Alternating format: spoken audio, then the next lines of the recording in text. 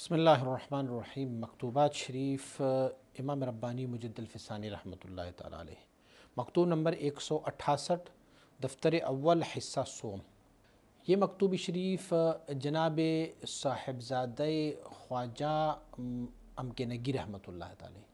جس کو مخدوم زادہ امکنگی خواجہ محمد قاسم رحمۃ اللہ تعالیٰ علیہ،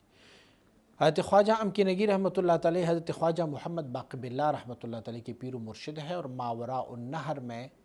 یعنی شاید آج کل کی تاجکستان میں وہ آپ جلوہ افروز ہوتے تھے، تو ان کے نام حضرت مجد الفسانی رحمۃ اللہ تعالیٰ ان کی فرزند ارجمند حضرت خواجہ محمد قاسم صاحب کی طرف یہ مکتوب شریف صادر فرمایا گیا ہے، اس بارے میں کہ سلسلہ عالیہ نقشبندی مبارکہ کی کتنی عظمت ہے، کتنی علوی شان ہے ان کی، اور اس جماعت کی حال کے بارے میں کہ جنہوں نے طریقت میں نئی نئی چیزوں کو شامل کیا، محدثات کو طریقے میں شامل کیا ہوا ہے، اور نئی نئی مخترعات اس سلسلہ عالیہ نقشبندیہ میں انہوں نے شامل کیا، ان لوگوں کے بارے میں مجدد رحمۃ اللہ تعالی یہ مکتوب شریف آپ کو ارشاد فرما رہے ہیں۔ بہت ساری دعائیں، جو کثیر دعائیں ہیں، وہ آپ کے حق میں، اور بہت زیادہ بے شمار احترامات آپ کی خدمت عالیہ میں، کہ جو کس کی خدمت عالیہ میں؟ سلالۃ المشائخ الکرام،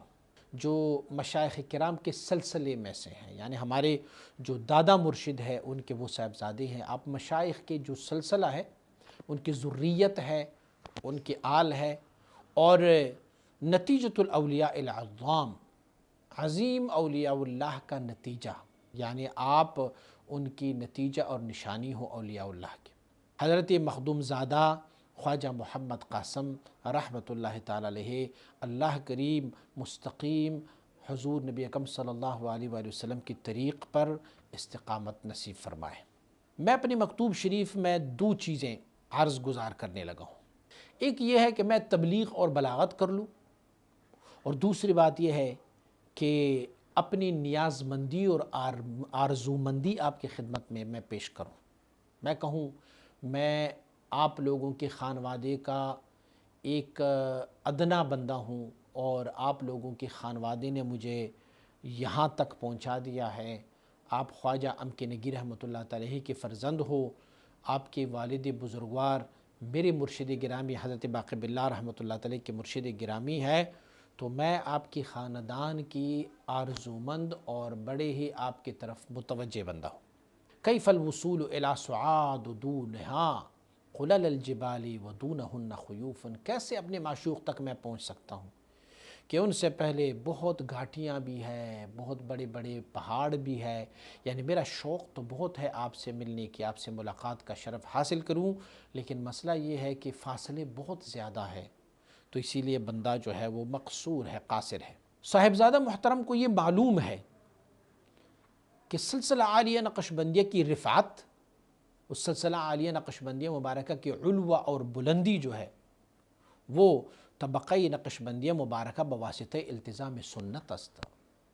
ہم کیوں کہہ رہے ہیں کہ سلسلہ عالیہ نقشبندیہ کو فضیلت ہے؟ اسی لیے کہ سلسلہ عالیہ نقشبندیہ میں سنت کو سنت سمجھ کے نہیں بلکہ سنت کو لازم سمجھا جاتا ہے، التزام سنت ہے یہاں پر۔ تو دوسرے لوگ اگر سنت کو سنت سمجھ کے کریں گے تو ثواب اور اجر تو ہے، سنت تو ہے، لیکن سلسلہ عالیہ نقشبندیہ والے سنت کو اپنے اوپر لازم جانتے ہیں، التزام سنت ہے ان کی، اور یہ لوگ بدعات سے اپنے آپ کو بچاتے ہیں۔ اسی لیے اس سلسلہ عالیہ نقشبندیہ مبارکہ کی اکابرین نے سلسلہ عالیہ نقشبندیہ میں ذکر جہر سے اجتناب فرمایا ہے۔ ایک ذکر جہر ہے مطلقاً سلسلہ عالیہ چشتیہ میں، قادریہ میں، سہروردیہ میں، عام طرق میں ذکر جہر ہے، وہ جائز ہے، کوئی اختلاف نہیں ہے کہ ذکر جہر بھی جائز ہی ہے، لیکن سلسلہ عالیہ نقشبندیہ کی اسماق میں کوئی ذکر جہر نہیں ہے۔ تو اسی لیے سلسلہ عالیہ نقشبندیہ کے جو اکابرین ہیں انہوں نے کہا کہ ہمارے سلسلے کے اندر ذکر جہر نہیں ہے۔ اسی طرح انہوں نے ذکر جہر کی بجائے ذکر قلبی کو زیادہ ترجیح دی ہے کہ آپ ذکر قلبی کر لیا کریں، اور سماع یعنی قوالی اور رقص و وجد و تواجد جو اپنے اوپر قصدن طاری کر لیتے ہیں اور اس میں سے نیت محمود نہ ہو، ہمارے سلسلے والے اس چیز کو نہیں، حتیٰ کہ مجدد رحمۃ اللہ تعالی نے فرمایا ہوا ہے اپنے ایک مکتوب شریف میں کہ اکابری سلسلہ عالیہ مبارکہ یہ فرماتے ہیں کہ قصدن اپنی کسی عضو کو بھی حرکت نہ دے، یعنی کسی اپنے مسلز کو بھی قصدن حرکت نہ دے۔ ہاں حرکت اس پر طاری ہو گئی یہ مستحسن ہے،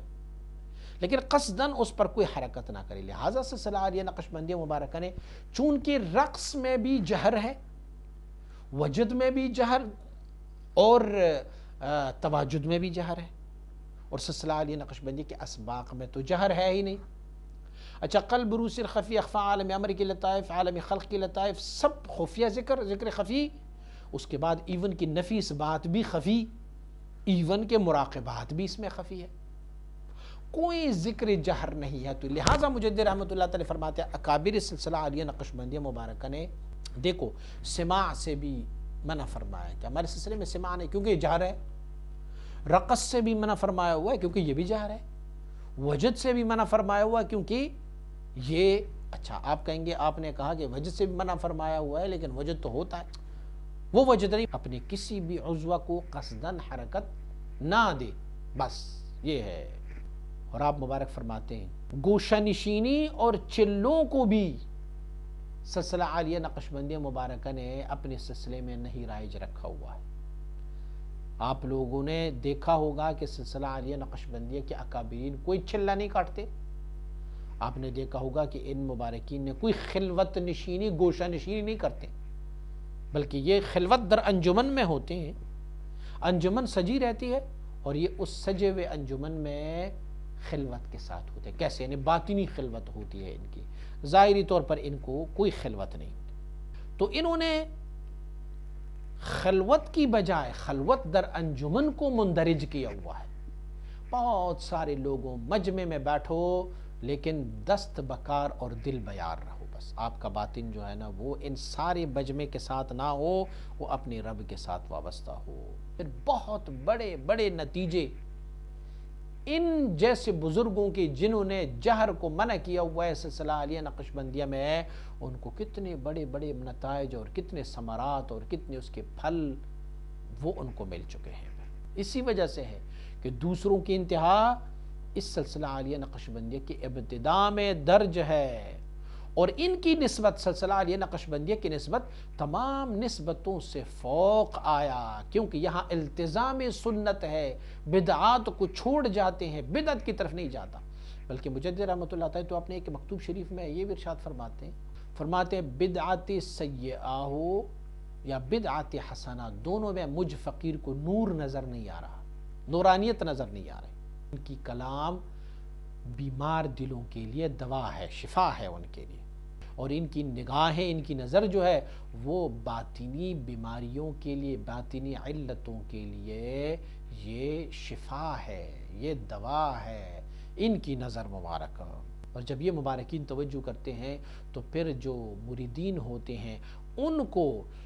کونین کی گرفتاری سے بچا لیتے ہیں۔ مثلاً کیا ہے؟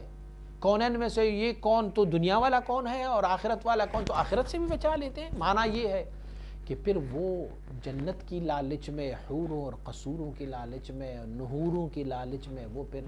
ذکر نہیں کرتے ہیں، بلکہ وہ خالصتاً لوجہ اللہ کرتے ہیں۔ رب نے یہ انعام و اکرام دے دیا، ٹھیک ہے، نہیں دیا تو مرضی اپنی ذات کی۔ آپ مبارکین کی جو سلسلہ عالیہ نقشبندیہ مبارکین کی توجہ ہے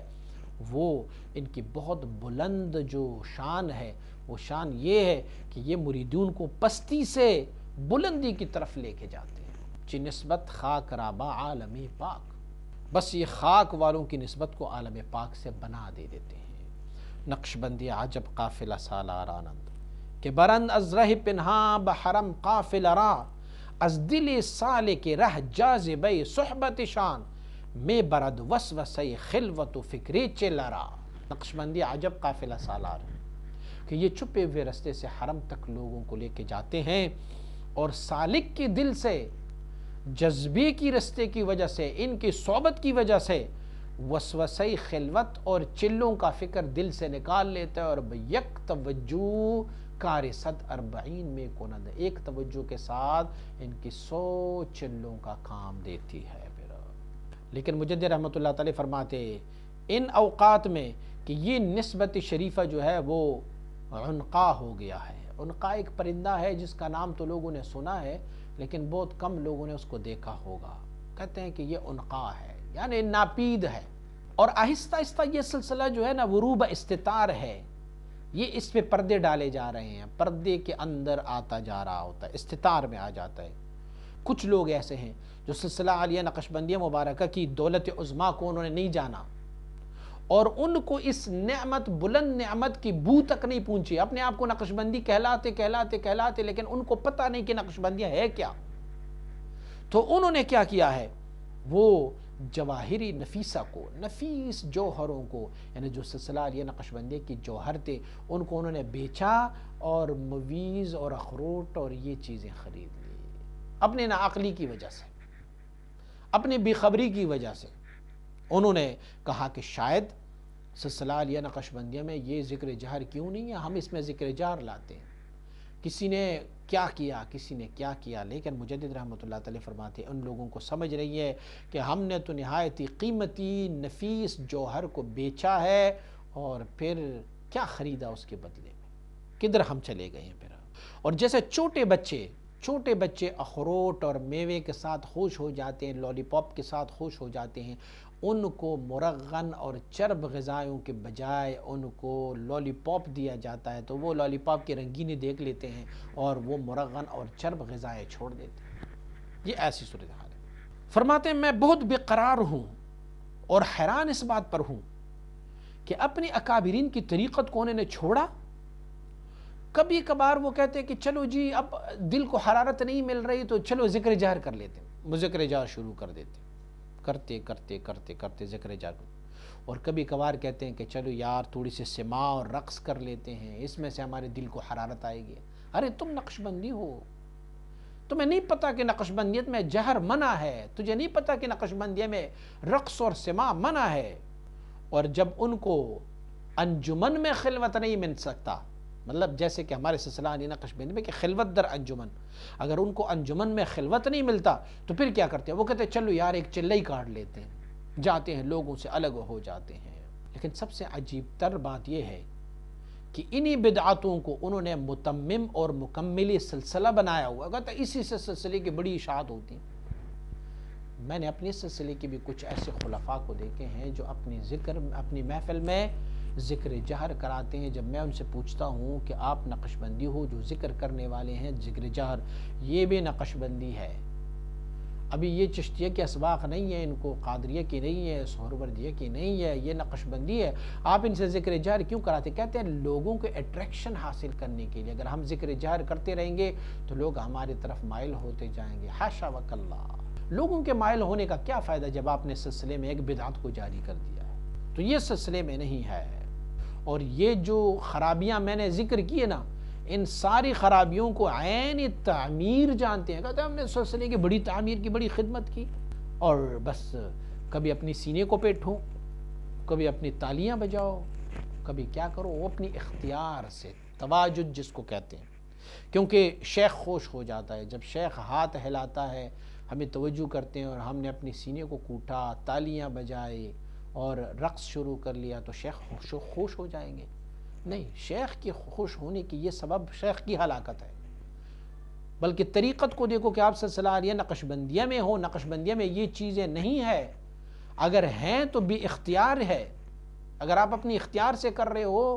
تو پھر یہ جہر کے زمرے میں آئے گا۔ اللہ کریم ان لوگوں کو انصاف دے اور ایک جرعہ،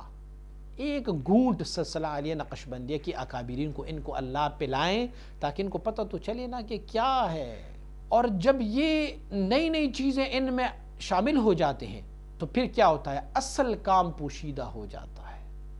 نئی چیزیں آ جاتی ہیں اور اصل کام کو پوشیدہ رکھ لیتے ہیں، وہ ختم ہو جاتا ہے اصل کام آہستہ آہستہ آہستہ۔ اور اب تو مجھے یہ بھی معلوم ہوا ہے کہ ماوراء النہر میں جہاں آپ رہائش پذیر ہے وہاں پر تو بالکل نئی نئی راہ اور نئی نئی طریقوں کو سلسلے میں دائج کیا کرا، اور ان میں سے کچھ ایسی چیزیں ہیں کہ جنہوں نے ہمارے فقہا نے ان کو صراحتاً منع کیا ہوا ہے۔ میں اس وجہ سے کہ اس سلسلہ عالیہ نقشبندیہ کا خادم ہوں تو اسی لیے میں آپ کے گوش گزار کرنا چاہتا ہوں، آپ اپنی دل پر ملال نہ لائیں، لیکن آپ ہوتے ہوئے اس علاقے میں اگر یہ محدثات اور یہ نئی نئی چیزیں بدعات سلسلے میں شامل ہو جائیں گے تو پھر تو سلسلے کا نام و نشان ہی مٹ جائے گا۔ مجھے نہیں معلوم کہ آپ محترم کی مجلس کی ہم نشین کون ہے، آپ کے ساتھ کون بیٹھ رہے ہیں، اور آپ کی محفل کی مونس کس فرقے سے تعلق رکھتے ہیں۔ آپ کے والد صاحب کا تو یہ کام نہیں تھا کہ جو آپ کی مجلس شریف میں یہ ہو رہا ہے۔ خوابم بشد از دید درین فکر جگر سوز کہ آغوش کی شد منزل و آسائش خوابت۔ میرا دل اور جگر اس غم کی وجہ سے پگھلا جا رہا ہے کہ آپ کی منزل و آسائش کے ساتھ کون شخصیت ہے جو آپ کے ہم نشین ہے۔ اللہ رب العزت سے دعا ہے کہ اللہ کریم آپ کو بھی اور آپ کے سالکین کو بھی اور خواجہ امکنگی کی مریدوں کو اس بلا اور بدعات سے دور رکھے۔ مختوم مکرم، احداث اور ابداع اس طریقے عالیہ میں اس طریقے سے رواج دیا گیا ہے کہ اگر مخالفین کہیں کہ یہ طریقہ جو ہے سلسلہ عالیہ نقشبندیہ یہ التزام بدعت کرتے تو ان کی بات درست ہوگی۔ یعنی ہمارے ہاں سلسلہ عالیہ نقشبندیہ میں تو التزام سنت ہے، لیکن اتنی بدعتیں اور اتنی خرافات اس سلسلے میں شامل کی گئی کہ مخالفین طریقت اگر اس سلسلے کا نام رکھیں کہ یہ التزام بدعت ہے تو پھر ان کے بات درست مانی جائے گی، کیونکہ ایسی نئی نئی چیزیں یہاں پر شامل کی گئی ہے کہ وہ نہ بزرگوں سے منقول ہے نہ ہمارے سلسلے کے بزرگوں سے منقول ہے، کسی سے بھی وہ منقول نہیں ہے۔ مثلا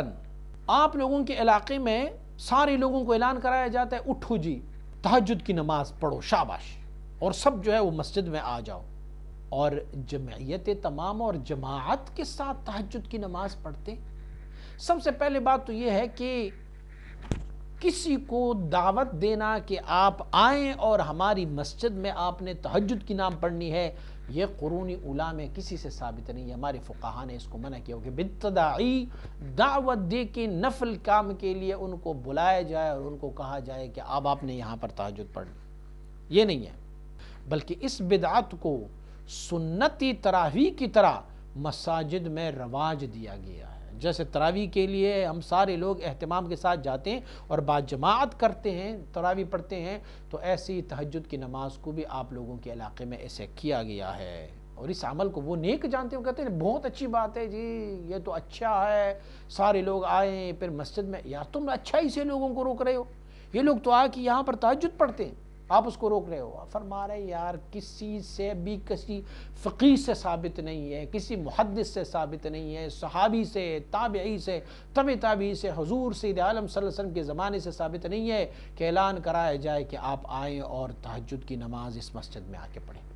بلکہ لوگوں کو اس پر ترغیب دیا جاتا ہے، چلو چلو چلو جی شاباش تیار ہو جاؤ۔ فقہا نے کہا کہ نفل کی نماز باجماعت پڑھنا یہ شدید ترین مکروہ ہے، اور اگر آپ کہتے ہیں کہ کچھ فقہا نے اس کی جواز دی ہے تو ان فقہا نے بھی جو جواز دی ہے تو وہ ناحیہ مسجد، جو ایک گوشہ ہوتا ہے مسجد کے کونے میں، اس میں، اور 3 افراد سے اگر زیادہ ہو تو پھر بھی یہ جماعت مکروہ ہے، لیکن یہ جمہوری فقہا کا قول نہیں ہے، بعض فقہا کا قول ہے۔ جمہوری فقہا کا قول یہ ہے کہ نوافل کو باجماعت ادا کرنا یہ مکروہ ہے۔ اور دوسرا، آپ لوگوں کے علاقے میں کیا رواج پایا ہے، 13 رکعت تہجد کی نماز ایسے پڑھتے ہیں کہ وہ کہتے ہیں کہ 12 رکعت جو ہے اسے کھڑے ہو کے پڑھتے ہیں، اور پھر 2 رکعت بیٹھ کے پڑھتے ہیں، اور کہتے ہیں کہ جو 2 رکعت آپ بیٹھ پڑھیں گے تو وہ 1 رکعت کے زمرے میں شامل ہو جائے گی، اسی لیے 13 رکعت تہجد۔ سبحان اللہ، کیا انہوں نے حکم لگایا ہوا۔ یہ عمل جو ہے یہ بھی صریح خلاف ہے، اور دلیل میں یہ لوگ کیا کہتے ہیں، دلیل میں یہ لوگ کہتے ہیں کہ حضور نبی اکرم صلی اللہ علیہ وآلہ وسلم مبارک جو ہے وہ 13 رکعت تہجد کی نماز ادا کیا کرتے ہوتے، کہ اللہ کے بندو حضور جب 13 رکعت ادا کرتے ہوتے تھے ایسے نہیں تھا کہ وہ 2 رکعت بیٹھ کے ادا کرتے تھے، 2 رکعت 1 رکعت کی نہیں، حضور جب 13 رکعت ادا کرتے ہوتے تھے تو اس میں سے 10 رکعت ان کی تہجد کی ہوتی تھی اور 3 رکعت ان کی وتر کی ہوتی، لیکن ان لوگوں نے یہ محدثات اس میں شامل کیا ہوا ہے۔ اندکی پیش تو گفتم غم دل ترسیدم کہ دل آزرد شوی ورنہ سخن بسیارس۔ میں سے تھوڑی سی اپنی غم دل آپ کے سامنے رکھا، پھر میں ڈر گیا، میں نے کہا کہیں آپ دل آزار نہ ہو جائے، وگرنہ باتیں تو بہت ساری ہیں، بدعات بہت ساری آپ کے علاقے میں ہیں۔ یہ تو تعجب کی بات ہے کہ جو ماوراء النہر کے شہر ہیں ان میں سے یہ بدعاتیں آئی ہیں۔ حال یہ ہے کہ علماء حق جو ہے وہ ماوراء النہر میں بہت کثرت کے ساتھ ہوتے تھے، اور ہمیں جو چیزیں مل گئی فقیروں کو، فقہ کی اصول ملے، حدیث ملے ہمیں، تو ماوراء النہر سے ہے۔ امام بخاری رحمۃ اللہ تعالی ہے ماوراء النہر میں ہے، امام ترمذی وہاں ماوراء النہر میں ہے، فقہاء اور بلغاء اور فصحاء وہ ماوراء النہر میں تھے۔ تو اب اسی ملک میں جہاں پر فقہاء نے ہمیں ان چیزوں سے منع کیا ہوا تھا، وہی چیزیں ان ملکوں میں رواج پائے ہیں۔ تو اللہ کریم سے دعا ہے کہ اللہ کریم اپنے حبیب کے صدقے ہمیں سلسلہ عالیہ نقشبندیہ میں اور اس کے علاوہ دینی متین میں بدعات سے اور جو خاص کر سیئات بدعات سے اسے ہمیں محفوظ اور مأمون رکھیں، بحرمت سید الابرار صلی اللہ علیہ وسلم۔